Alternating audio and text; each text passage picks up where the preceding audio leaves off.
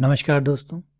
आज हम RPSC first grade के अगले 5 क्वेश्चन करने जा रहे हैं इस लेक्चर में। अभी तक आपने हमारे 3 लेक्चर जो है वो अटेंड कर चुके होंगे। आप 3 लेक्चर में मैंने आपको 5-5 क्वेश्चन करके 15 क्वेश्चन ऑलरेडी करवा चुका हूँ। अब नेक्स्ट 5 क्वेश्चन मैं लेके आया हूँ। देखिए, आरपीएससी फर्स्ट ग्रेड के जो क्वेश्चन है वो काफ़ी अच्छे लेवल के क्वेश्चन है, ठीक है ना। तो अगर आप कई जने कहते हैं कि सर क्वेश्चन एक साथ करवा दें, तो इन क्वेश्चनों को आप एक साथ नहीं करवा सकते। इन क्वेश्चन को करवाने के लिए, समझाने के लिए, क्योंकि 5 क्वेश्चन है, एक क्वेश्चन को मैं जब समझाता हूँ, कराता हूँ, बताता हूँ, तो तकरीबन एक क्वेश्चन 5 मिनट का टाइम ले लेता है। तो अगर मैं 5 क्वेश्चन कर रहा हूँ तो लगभग 25 मिनट का टाइम लग जाता है 5 क्वेश्चन को करने में। अब अगर आप सोचिए कि सारे क्वेश्चन करवा दूँ तो कम से कम 8-10 घंटे का वीडियो एक साथ बनेगा, जो कि पॉसिबल नहीं है।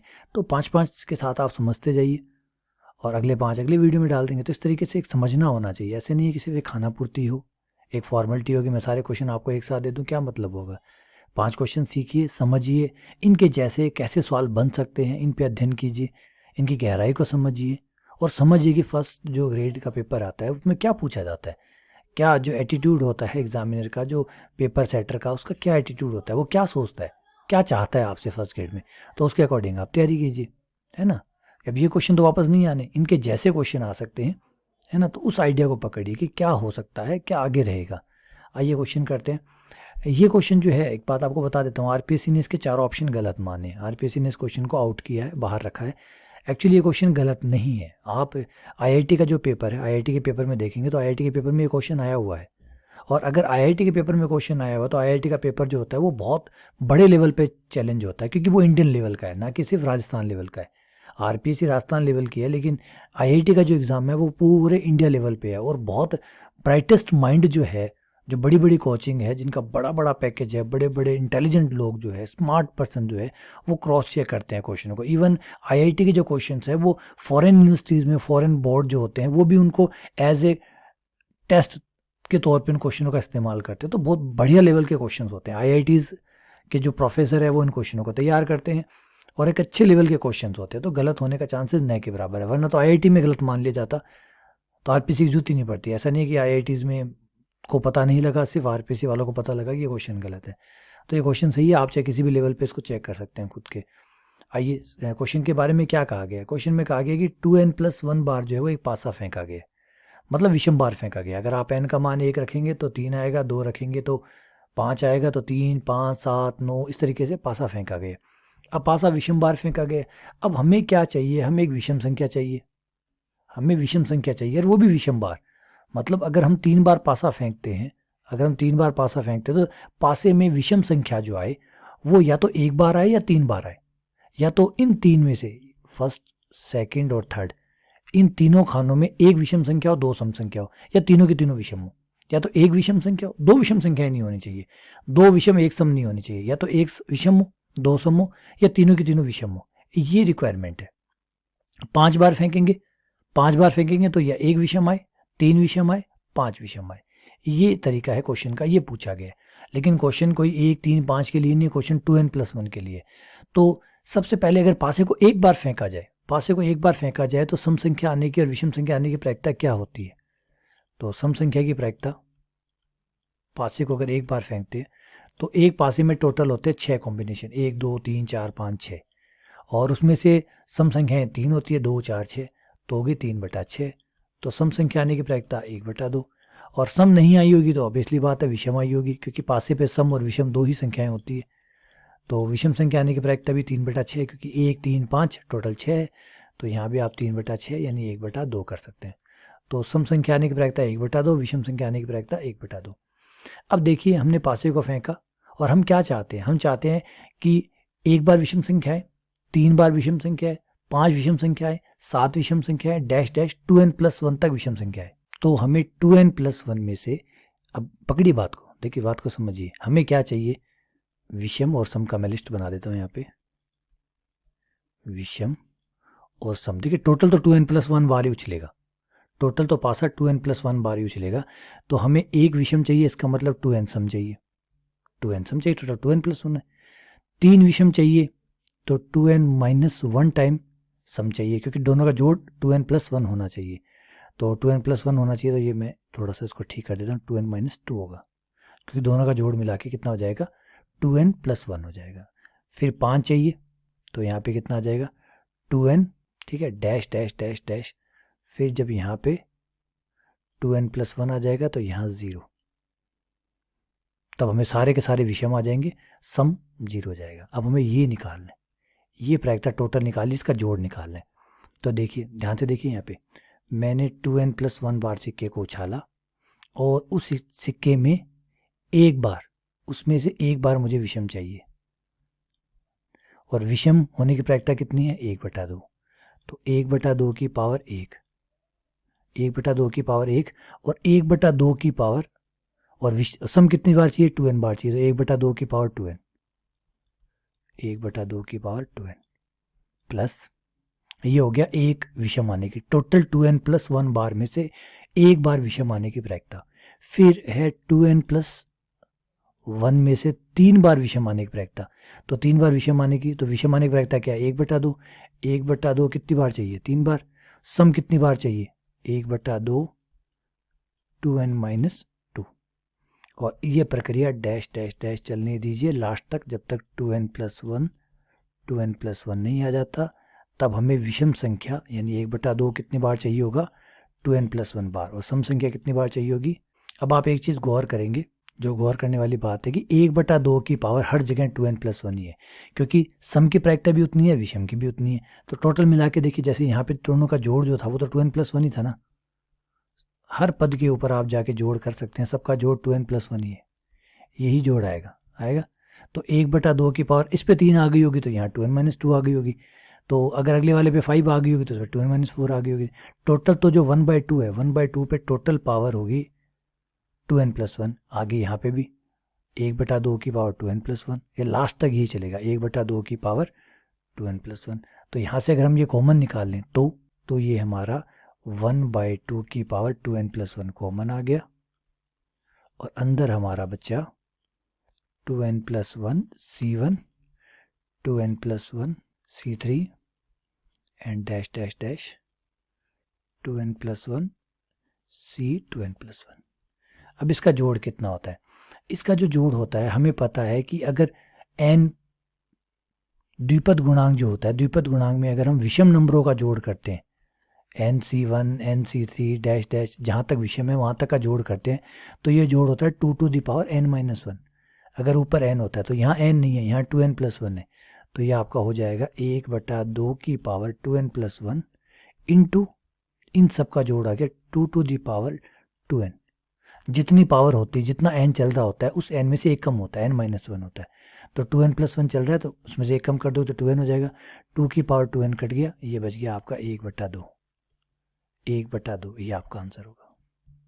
देखा, गहरा था क्वेश्चन, जटिल था, ऑब्वियसली बात है, जैसे मैंने कहा कि आईआईटी का क्वेश्चन है तो अच्छा खासा क्वेश्चन ही होगा। फर्स्ट ग्रेड में ज़्यादातर आईआईटी के जो पहले पूछे गए क्वेश्चन है उन्हीं को डाला जाता है, तो और भी ज़्यादा वो इम्पॉर्टेंट हो जाता है इनकी बारीकियों को जानना। ठीक है, चलिए आगे बढ़ते हैं। अगला क्वेश्चन देखिए, क्वेश्चन काफ़ी लंबा है, पढ़ने में टाइम लग जाए, इतना लंबा क्वेश्चन है कि पढ़ रहे हो तो ही टाइम लग जाए, फिर समझना, फिर उसे चेंज करना, सवाल में बदलना, फिर आंकड़ों को इस तरीके से सेट करना कि आंसर आ जाए, तो बड़ा लंबा हो जाता है। ऐसे क्वेश्चनों को तो बेहतर यही है कि आगे स्किप कर जाए, ना पढ़े भाई, बहुत टाइम मिलेगा तो पढ़ेंगे, वरना नहीं है। तो ये क्वेश्चन तो बस नेगेटिव ही है, कुछ भी कर लीजिए नेगेटिव मार्किंग होगी इनमें, मतलब सही हो गया तब भी आपका इतना टाइम खा जाएगा कि ये क्वेश्चन गया, और गलत हो गया तो नंबर कटने ही कटने। देखिए क्वेश्चन क्या कहता है कि एक टीम है ए, वो XYZ के साथ मैच खेलती है, दो मैच खेलती है, हर टीम के साथ वो 2 मैच खेलती है, XYZ प्रत्येक टीम के साथ वो 2 मैच खेलती है। ए अगर जीतता है तो इस बात की प्रायिकता 0.6 है, और उसे 2 अंक मिलते हैं, जीतता है तो उसे 2 अंक मिलते हैं। देखिए टोटल हर टीम के साथ वो 2 मैच खेल रहा है, हर टीम के साथ वो 2 मैच खेल रहा है, तो टोटल मैच कितने खेल रहे हैं, कुल मैच कितने खेले जा रहे हैं, कुल मैच खेले जा रहे हैं 6। ए जो है वो 6 मैच टोटल खेल रहा है, तो अगर वो जीतता है तो उसे 2 अंक मिलेंगे, मैच टाई होता है तो उस बात की प्रायिकता 0.15 है, जीतता है तो 0.6 है, प्रायिकता 0.6 है, ड्रॉ होता है तो 0.15 है, और अगर ड्रॉ होता है तो उसको 1 अंक मिलता है, जीतता है तो 2 अंक मिलता है, और ड्रॉ होता है तो 1 अंक मिलता है। 0.25 प्रायिकता से हारने पर कोई अंक नहीं मिलता, अगर ये प्रायिकता है तो कोई अंक नहीं मिलेगा, अगर ये होगी प्रायिकता, हारने की प्रायिकता ये होगी तो उसे कोई अंक नहीं मिलेगा। ठीक है भाई, तो ये जीतने की प्रायिकता होगी, ये हारने की प्रायिकता होगी, ये ड्रॉ की प्रायिकता होगी। खेल में जीतने के लिए अगर इस गेम को जीतना चाहता है ए, तो ए को कम से कम 11 अंक बनाने पड़ेंगे, कम से कम 11 बनाए। टोटल कितने हैं, कुल अंक कितने हैं, टोटल अंक तो आपने देखे ही नहीं। टोटल नंबर वो कितने ला सकता है, टोटल मार्क्स कितने ला सकता है। हर मैच में 2 अंक मिलेंगे उसे, तो पॉइंट्स जो मिल जाएंगे, जिसे मार्क्स या पॉइंट्स कह सकते हैं, टोटल पॉइंट्स वो कितने बनाएगा। हर मैच में वो एक मैच अगर जीतता है तो 2 पॉइंट मिलता है। टोटल 6 मैच खेलता है तो टोटल 12 पॉइंट्स, 6 मैच के 12 पॉइंट्स हो गए। 11 पॉइंट्स उसे चाहिए जीतने के लिए, और उसे जीतने की प्रैक्टिस पूछिए कि उसे जिताना है। जिताना है तो या तो उसे 11 पॉइंट होने चाहिए या 12 पॉइंट होने चाहिए। तो 11 पॉइंट होने चाहिए, इसका मतलब 5 मैच जीते और 1 ड्रॉ करे। 11 पॉइंट तभी बनेंगे ना, 5 जीते प्लस 1 ड्रॉ हो, तब उसके 11 पॉइंट्स होते हैं। ऐसा अगर करेगा तो वो 11 पॉइंट्स प्राप्त कर लेगा। और 12 पॉइंट्स के लिए प्लस दूसरी संभावना है कि वो 12 पॉइंट्स ले आए, तब भी वो जीतेगा, क्योंकि 11 से ऊपर वो जीतेगा जीतेगा। तो 11 पॉइंट्स बनाए, 11 पॉइंट तब बनाएगा जब वो 6 के 6 ही जीत जाए। ठीक है, चलिए 5 जिताते हैं पहले उसे और 1 ड्रॉ कराते हैं। 5 जिताते हैं, 6 मैच खेल रहा है, 6 में से 5 जिताने हैं, तो 6 से 5। 6 से 5 क्यों लगाया, क्योंकि कोई भी 5 जीत सकता है ना। मान लीजिए पहला हार गया, बाकी 5 जीत गया, पहला जीत गया, दूसरा हार गया, तीसरा चौथा पांचवा छठा जीत गया, तो कॉम्बिनेशन कितने बने, 6 से 5 बने ना। बेटा 6 में से 5 मैच जीतने का मतलब कॉम्बिनेशन बनेंगे ना, पहला जीत गया या दूसरा जीत गया, तीसरा जीत गया, दूसरा हार गया, ये सारे जोड़े कितने बनेंगे, 6 से 5। इसमें से 5 जीतने, 5 जीतने की प्रैक्टिस कितनी, 0.6। तो ये आ गया आपकी 0.6, 0.6 की पावर 5। अब एक अगला जो मैच है, टोटल 6 मैच खेल रहा है, 6 में से 5 जीत रहा है, और छठा मैच भी उसे रिपीट कर रहा हूँ, छठा मैच उसे ड्रॉ करना है, हारना नहीं है। छठा मैच उसे ड्रॉ करना है, तो ड्रॉ करने की प्रैक्टिस क्या है, 0.15। हारने की नहीं है भैया, 0.15 की पावर 1 ड्रॉ करवाना है, हारना नहीं है ये। प्लस 6 सी 6, 6 के 6 जीतने, तो 6.6 की पावर 6। ठीक है, 6 सी 5 जो होता है वो 6 होता है, ये आपका 0.15 हो गया, ये आपका 0.6 की पावर 5 हो गया, और ये आपका 6 सी 6 एक ही होता है, ये 1 हो गया, ये 0.6 की पावर 6 हो गया। अब 0.6 की पावर 6 कॉमन निकाल ले अगर हम यहाँ पे, जो कि थोड़ा निकालना मुश्किल है, क्यों, क्योंकि आगे 0.6 की पावर 5 है, तो एक पावर से गुणा कर दे, एक पावर का भाग दे दे, या एक काम कर सकते हैं, जो 10 है, 6 जो है, 6 को ऐसे लिख ले 10 इंटू 0.6। 6 जो है, 6 को आप ऐसे लिख सकते हैं, 6 को आप ऐसे लिख सकते हैं 0.6 इंटू 10। 0.6 जो है वो आपका इसके साथ मिलके 0.6 की पावर 6 हो जाएगी, बाहर आ जाएगा, और 10 जो है वो अंदर आ जाएगा, और 10 इंटू 0.15, तो ये हो जाएगा आपका 1.5, और 0.6 बाहर आ चुका, तो ये हो गया आपका 1.5 प्लस 1, 2.5। सॉरी, ये 6 पावर कॉमन लिए मैंने, तो ये 2.5 इंटू 0.6 की पावर 6। ये है ऑप्शन नंबर 1। जटिल था, परेशान करने वाला था, लंबा क्वेश्चन था, पहले पढ़ना फिर समझना, और वो पेपर के दौरान जब आपके ऊपर इतना प्रेशर हो। ठीक है, चलिए आगे आते हैं। एक निष्पक्ष सिक्का, सिक्का जो है वो अनबाइज्ड है, मतलब उसमें या तो हेड आएगा या टेल आएगा, और अगर आप जितनी बार भी उछालेंगे चांसेस है उसके कि 50-50% ही वो रहेगा। हर चीज़ की प्रैक्टिस उसमें, ना किसी हेड की ज़्यादा होगी ना टेल की ज़्यादा, बेईमान सिक्का नहीं है। तो एक सिक्के को 3 बार जब आप उछालते हैं, तो जो टोटल आपकी संभावनाएं बनती है, कुल संभावना है वो 8 बनती है, कि भाई या तो आपके तीनों हेड आ गए, या फिर 2 हेड, पहले 2 लगातार हेड आ गए, फिर टेल आ गया, फिर बीच में हेड टेल आ गया, फिर 2 हेड आ गए, फिर इसके बाद में आपके टेल हेड हेड आ जाए, ये 2 हेड के हो गए। अब हो सकता है एक हेड आए 2 टेल आ जाए, वो भी कई प्रकार से आ सकते हैं। फिर हो सकता है कि तीनों की तीनों टेल आ जाए। तो ये 8 पॉसिबिलिटी बनती है। इन 8 में से एक घटना में हमें डालना है चित और पट दोनों आए, चित और पट दोनों आए, चित भी आए और पट भी आए, तो वो सारी घटनाएं छांट लीजिए जिसमें चित और पट दोनों आते हैं। तो यहाँ देखिए इसमें चित और पट आ रहे, तो ये HHT हो गया। फिर यहाँ देखिए यहाँ पे भी चित और पट आ रहे, यानी जो मना किया गया वो सिर्फ एक घटना है कि तीनों चित नहीं होने चाहिए, तीनों पट नहीं होने चाहिए, चित पट टाइप के होने चाहिए, चाहे कहीं भी आगे पीछे कहीं भी आए, एक चित और एक पट तो आना ही चाहिए। तो ये 6 घटनाएं इसके अंदर पहुंच जाएगी, THH, HTT, THT।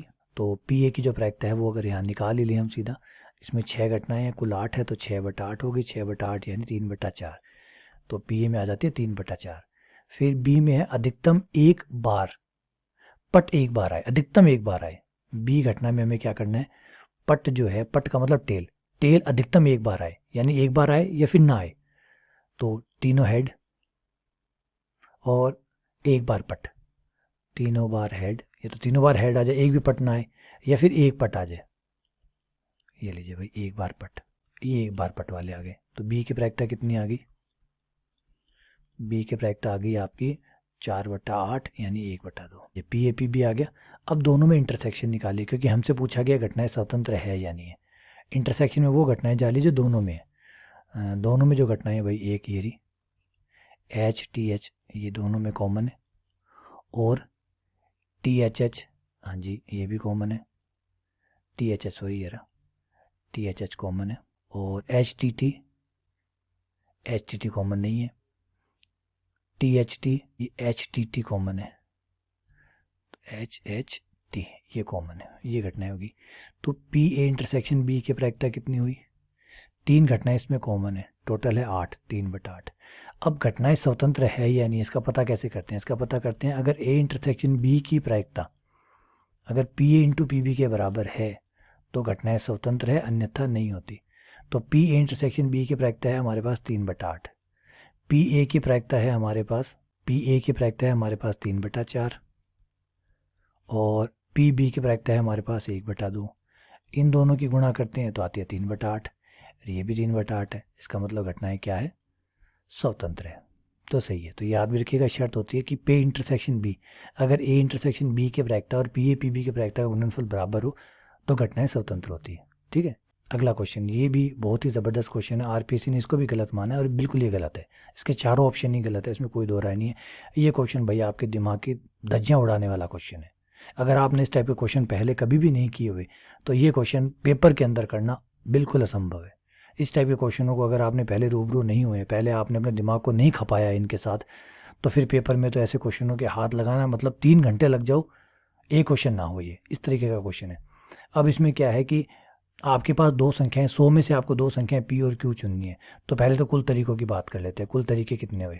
पी जो है वो 1 से लेकर 100 में कोई भी लिया जा सकता है, तो पी जो है उसकी 100 संभावनाएं होगी, 100 संभावनाएं पी की होगी। 1 2 3 से लेकर 100 तक कुछ भी लिया जा सकता है। फिर क्यू भी जो है वो 1 से लेकर 100 तक कोई भी लिया जा सकता है, और ये कोई प्रतिबंधित है नहीं कि पी और क्यू बराबर नहीं होने चाहिए, सेम हो अलग अलग हो कैसे भी ले सकते। तो 100 × 100 ये हमारी कुल संभावनाएं हो गई है। ठीक है। और वैसे ही होगी 10,000, 10,000 कुल तरीके हो गए। अब इन तरीकों में से हमें पी और क्यू के वो जोड़े छांटने हैं जिनमें 13 की पावर पी प्लस 13 की पावर क्यू में अगर 5 का भाग दें तो पूरा पूरा भाग जाता हो।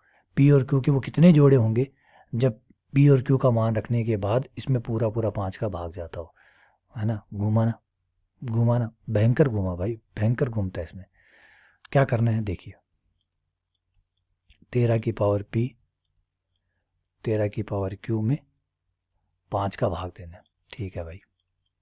अब मैं 13 की पावर क्यू कॉमन निकाल रहा हूँ। पहले 13 की पावर क्यू कॉमन निकालते ही क्या होगा, ये हो जाएगा 13 की power P minus Q plus 1, और अभी भी बात वही है कि 5 का भाग देना है।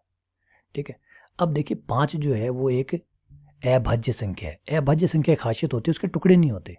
टुकड़े नहीं होने की वजह से 5 का जिसमें भी भाग जाएगा, ये दोनों गुणा में 5 का भाग या तो इसमें जाएगा या इसमें जाएगा, टुकड़ों में नहीं जाएगा। जैसे 6 क्या होता है, आधा इससे कट गया, थोड़ा सा इससे कट गया, थोड़ा उससे कट गया, क्योंकि 6 के टुकड़े होते हैं 2 × 3, तो 2 इधर से कट गया, 3 इधर से कट गया। लेकिन ये 5 है, अभाज्य संख्या, कटेगा तो 1 से कटेगा, कटेगा तो 1 से कटेगा। अब 13 से तो कभी नहीं कट सकता, क्यों? 13 में 5 का भाग कभी नहीं जाता था। 13 में 5 का भाग नहीं जाता तो 13 की कितनी भी पावर कर लीजिए उसमें भी 5 का भाग नहीं जाएगा। तो 13 में 5 का भाग नहीं जाता, तो ये तो गया बाहर कि भाई इसमें भाग जाने का तो कोई सवाल ही नहीं उठता, भाग जो भी जाएगा वो इसमें जाएगा। अब इसमें एक बार सोच के बताइए कि 13 चाहे कुछ भी हो जाए, 13 की पावर 1, 13 की पावर 2, 13 की पावर 3, कुछ भी कर लीजिए। 13 की पावर करने का मतलब 13 × 13, तो 13 5 से कटता ही नहीं, तो 2 13 अगर इकट्ठे हो गए तो 5 से कहाँ से कट जाएंगे। और 13 की पावर 3, तो 13 × 13 × 13, 5 से भाई कोई नहीं कटता। 13 कोई भी 5 से नहीं कटता, चाहे वो 4 बार आ जाए चाहे 10 बार आ जाए। तो 13 तो गया बाहर। अब आते हैं कि ये भाग से नहीं कटेगा तो ये कटेगा। अब ये कब कटेगा, इसको थोड़ा सा खुले दिमाग से सोचिए। 5 का भाग जाने के लिए अंतिम अंक जो होता है, जो इकाई का अंक होता है, वो हम मानते हैं या तो 0 होना चाहिए, या तो 0 हो या फिर 5 हो। 0 या 5 में से अगर इकाई का अंक कुछ नहीं है तो 5 का भाग नहीं जा सकता। 5 का भाग जाने, 5 के भाजकता का नियम ये कहता है कि भाई इकाई का अंक, किसी भी संख्या का इकाई का अंक अगर 0 है या 5 है तो ही 5 का भाग जाता है, वरना नहीं जाएगा। अब एक बार p माइनस क्यू को भूल जाइए, 13 का पहाड़ा जो है उसको याद कीजिए। 13 का पहाड़े में पहले 13 आता है, इकाई अंक 3 आया, इकाई अंक 3 आया, फिर 13 के पहाड़े में आएगा 169। देखिए मुझे इस बात में कोई इंटरेस्टेड नहीं है कि बाद में क्या आ रहा है, मुझे सिर्फ इकाई के अंक पे इंटरेस्टेड है। जब 13 की पावर 1 होगी तो इकाई का अंक 3 आएगा, जब 13 की पावर 2 होगी तो इकाई का अंक 9 आएगा, जब 13 की पावर 3 होगी तो 3 तिया 9 तिया 27, 7 आएगा। पावर जब 13 की पावर 3 होगी तो इकाई का अंक 7 होगा। 13 की पावर 4 करने पर ये आ जाएगा वापस से 21, यानी 1, 4 पावर पे 1 हो गया, और 5 पावर पे आते ही ये वापस 3 आ जाता है। देखिए इकाई का अंक फिर ये रिपीट हो जाएगा, 5 पावर पे 3 आ गया, यानी 1 पावर और 5 पावर पे इकाई का अंक सेम होगा, 2 पे और 6 पावर पे सेम होगा, 3 पे और 7 पावर पे सेम होगा, 4 पे और 8 पावर पे सेम होगा, 9 पावर पे फिर ये सेम, 9 10 11 12 13 14 15 16 17 18 19 20 ऐसे चलता रहेगा। अब इकाई का अंक यहाँ 1 है, यहाँ 1 है, अब यहाँ 0 तब आए जब 9 आए। इकाई का अंक अगर यहाँ 9 आएगा तो 9 प्लस 1 मिला के 10 हो जाएगा, 10 होते ही 5 का भाग लग जाएगा। तो इकाई का अंक 9 कब आता है? इकाई का अंक 9 तब आता है जब 2 होता है, 6 होता है, यानी पावर अगर 2 हुई, 6 हुई, 10 हुई, गिनते जाइए, 2 4 2 6 10, ये अगर हुई तो इकाई का अंक 9 आएगा, 9 और 1 10 हो जाएगा, 5 का भाग लग जाएगा। या फिर मुझे 4 चाहिए, क्योंकि 4 और 1 5 हो जाएगा, लेकिन 4 तो 13 में कभी आता ही नहीं है, ये देखिए 4 है ही नहीं, तो 4 का तो कोई चांस ही नहीं बनता। तो एक ही चांस है कि ये 9 बनाए, इसमें इकाई का अंक 9 आए, और इकाई का अंक 9 आएगा तो 9 प्लस 1 10 हो जाएगा, 5 का भाग लग जाएगा। तो ये जो p माइनस क्यू है, इसका मुझे कौन कौन सा मान चाहिए? p माइनस क्यू का मुझे मान चाहिए या तो 2 आए या 6 आए, सॉरी 2 आए, 6 आए, 10 आए, 14 आए, और इस तरीके से मैं डैश डैश डैश चलता रहूं। तो लास्ट कितना आए? लास्ट आए 98, लास्ट 98 आए। समझ रहे हैं बात? आप 2 के 4 4 का जो अंतर है उसमें लेते जाइए, 14 18, 18 के बाद 22, 22 के बाद 26 30, आप चलाएंगे तो आपको पता चलेगा 98 आएगा। समझ रहे बातों को? चलिए, अगर ऐसे नहीं समझ में आ रहा तो थोड़ा देखिए, खुला दिमाग रखिए और चीज़ों को दूसरे तरीके से समझते हैं। अगर आपको ऐसे नहीं समझ में आ रहा तो चलिए, आपको 4 का पहाड़ा आता है, 4 का पहाड़ा बोलिए। 4 एकम 4, 4 दूनी 8, 4 तियाँ 12, 4 चौक 16, डैश डैश डैश 100 तक बोलेंगे तो लास्ट में 100 आएगा, है ना। 4 का पहाड़ा जब बोलते जाएंगे तो 100 आएगा। तो देखिए, जब यहाँ 4 आता है तो यहाँ 2 आता है, तो जब यहाँ 8 आता है तो यहाँ 6 आता है, जब यहाँ 12 आता है तो यहाँ 10 आता है, जब यहाँ 16 आता है तो यहाँ 14 आता है, तो जब यहाँ 100 आएगा तो यहाँ लास्ट कौन सा आएगा? 98। तो ये 98 हो गया। तो p माइनस क्यू जो है, दोनों का अंतर 2 आ जाए, 6 आ जाए, 10 आ जाए, 14 आ जाए, डैश डैश आ जाए, तो आपके चल जाएगा। ठीक है। अच्छा, p माइनस क्यू 2 कितनी बार आएगा? p और q का अंतर 2 कितनी बार आ सकता है? कितने तरीके हैं कि इनका अंतर 2 आए? अब इस बात को और समझिए थोड़ा सा। p और q का अंतर जो है वो 2 आना चाहिए, p का और q का अंतर 2 आना चाहिए। देखिए कब कब आ सकता है 2? 3 और 1 लेने पर, 3 और 1 लेने पर, 4 और 2 लेने पर, 5 और 3 लेने पर, एंड डैश डैश 6 और 4 लेने पर। मुझे कितना चाहिए? 2 चाहिए। 2 चाहिए तो लास्ट आ जाएगा 100 और 98। सही है। तो p माइनस क्यू जो है वो 2 कब आएगा? कितने जोड़ों में आएगा? तो जवाब 98। 98 जोड़े ऐसे होंगे कि इन दोनों के अंतर 2 आएगा। अब p माइनस क्यू को अगर 6 8 सॉरी अगला करें, 6 करें तो p माइनस क्यू 6 करें तो इनके बीच का अंतर 6 लाना है। कौन कौन से जोड़े बनेंगे? 6 लाना है तो 7 1, 8 2, लास्ट आएगा 100 और 94। ये 94 हुए। कैसे पता चला? देखिए इसको काउंट कीजिए, 1 2 3 4 कंटिन्यू चल रहा है 94 तक। तो ये जोड़े कितने हुए? 94 जोड़े हुए। तो पहले हुए जब 2 थे तो जोड़े हुए 98, जब 6 थे तो जोड़े हुए 94। तो चलते जाइए इसको, देखिए जब 2 थे तो जोड़ों की संख्या ही 98। p माइनस क्यू का अंतर 2 रखने के लिए जोड़े बनते हैं 98, 6 के लिए जोड़े बनते हैं 94, 10 के लिए जोड़े बनते हैं, तो अपने भी समझिए, देखिए दोनों का जोड़ मिला के 100 आ रहा है। तो जब 10 जोड़े 10 p माइनस क्यू 10 लाना है तो जोड़े आएंगे 90, क्योंकि 10 और 90 100 हो जाते हैं। और 14 लाने के लिए कितने होंगे? 86 डैश डैश। 98 आने के लिए 98 के जोड़े कितने बनेंगे? 2। 98 के 2 बता देता हूँ कौन कौन से। एक तो रहा आपका 100 और 2, 100 और 2 को हटाओगे तो 98 आएंगे, 99 और 1 98 आएगा। तो 2 जोड़े बनेंगे। अब सारे जोड़ों को आप जोड़ लीजिए। सारे जोड़ों को जब जोड़ेंगे तो जोड़ कितना आएगा? 2 plus 6 plus 10 plus dash dash dash dash plus 98।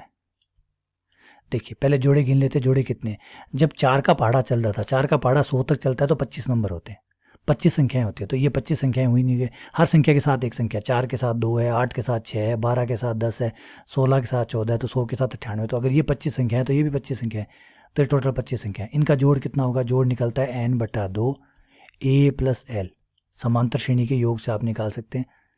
L कौन सा, अंतिम पद, ए प्रथम पद, एन है पदों की संख्या, तो पदों की संख्या है भाई 25, तो 25/2, ए कितना है 2, अंतिम पद कितना है 98, तो ये हो गया 25/2 गुणा 100, तो 100 से काटेंगे तो ये आपका हो जाएगा यहाँ पे 25 × 50, इतनी संख्याएं आपकी हो गई, 25 × 50 इतनी संख्याएं आपके पास हो गई। अब एक चीज़ और याद रखिए, यहाँ पे p माइनस क्यू 2 6 आ रहा था, अगर हमने q कॉमन निकाला, यहाँ p भी तो कॉमन निकाल सकते थे, अगर हमने q कॉमन निकाला, अगर हमने p कॉमन निकाला होता तो इतने ही जोड़े दोबारा भी बनते, तो कुल जोड़े कितने बन जाएंगे, डबल हो जाएंगे, ये जितने भी है डबल बन जाएंगे, तो प्रायिकता कितनी हो जाएगी वो आप यहाँ पे निकाल लीजिए। प्रायिकता हो गई, देखिए 25 × 50 एक साइड के हो गए, ऐसे दो जोड़े हैं, एक बार q कॉमन निकाला, एक बार p निकाला, तो इतने जोड़े दोबारा भी बनेंगे, बटा टोटल कितने थे 10,000, 10,000 का मतलब 100 × 100, तो ये 50 दूनी 100 और ये 100 कट गया, 25 चौके 100 ये कट गया, तो टोटल प्रायिकता आ गई 1/4, तो आंसर है 1/4। आरपीएससी के पास जो ऑप्शन दिए गए थे उसमें से किसी में भी 1/4 नहीं था, इसलिए आरपीएससी ने इस क्वेश्चन को गलत माना। समझ गया 1/4 कैसे। अब बताइए कितना भयंकर दिमाग घुमा देता है ना, कितना भयंकर दिमाग घुमा देता है। इन क्वेश्चनों को करने का मतलब है दिमाग का धुआं निकल जाए। अगर आपने पहले अच्छे से प्रैक्टिस नहीं की है तो भाई क्या पूछूं, क्या बताऊं कि क्या होगा इसमें। ठीक है, चलिए आगे बढ़ते हैं। ये क्वेश्चन गलत है, ये गलत है, आरपीएससी ने इसको सही माना है, आरपीएससी ने इसको सही माना है, लेकिन अगर ढंग से चैलेंज किया जाता है इस क्वेश्चन को तो ये गलत था। जैसे मैंने बताया कि वो पहला क्वेश्चन था उसको गलत चैलेंज किया गया, उसको गलत, वो जो क्वेश्चन था वो सही था, सही होते हुए गलत मान लिया, और ये क्वेश्चन गलत था, गलत होते हुए सही मान लिया। आइए समझाता हूँ इसमें गलती क्या है।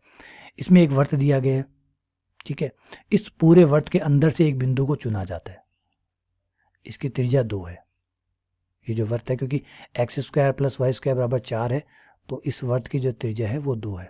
अब क्या कहा गया है कि इस बिंदु के अंदर से आप कोई भी एक बिंदु चूज कर सकते हैं, डैश डैश डैश, ये सारे बिंदु है, इनमें से आप कोई भी एक बिंदु चूज कर सकते हैं। तो कुल बिंदु की संख्या कितनी हुई, तो आप कहोगे सर अनंत, क्योंकि ऑब्वियसली बात है अनंत बिंदु है। इन अनंत बिंदुओं में से आप कोई भी बिंदु चूज कर सकते हैं, डैश डैश डैश डैश, ये अनंत बिंदु है, इनमें से आप कोई भी बिंदु चूज कर सकते हैं, तो कुल बिंदु की संख्या हुई अनंत।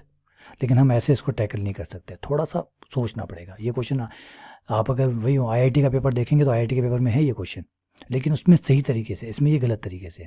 अब इसने क्या कहा है कि इस बिंदु, अब इसने क्या कहा है, इस बिंदु के किसी त्रिज्या के मध्य बिंदु, आपको एक बिंदु चूज करना है जो त्रिज्या का मध्य बिंदु है। जैसे अभी ये त्रिज्या है, इसका मध्य बिंदु ये ले लिया, ये मान लीजिए एक त्रिज्या और है, इसका मध्य बिंदु ये है, फिर और कोई त्रिज्या खींची आपने, ये त्रिज्या खींची, इसका मध्य बिंदु मान लीजिए ये हो गया, ये त्रिज्या खींची तो इसका मध्य बिंदु ये हो गया।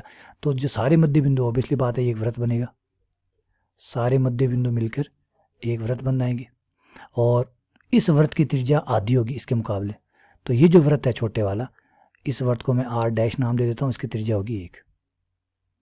अब आपको क्या चूज करना है, देख ले, क्लियर हो गया, सारे बिंदु लेने हैं, और जो फेवरेबल बिंदु है वो कौन से हैं, केवल इस वर्त के ऊपर वाले, इस वर्त के ऊपर वाले बिंदु है वो पक्ष में, क्योंकि देखिए इस बिंदु के किसी त्रिज्या के मध्य में स्थित होने का, आपको वो बिंदु चूज करना है जो त्रिज्या का मध्य बिंदु हो।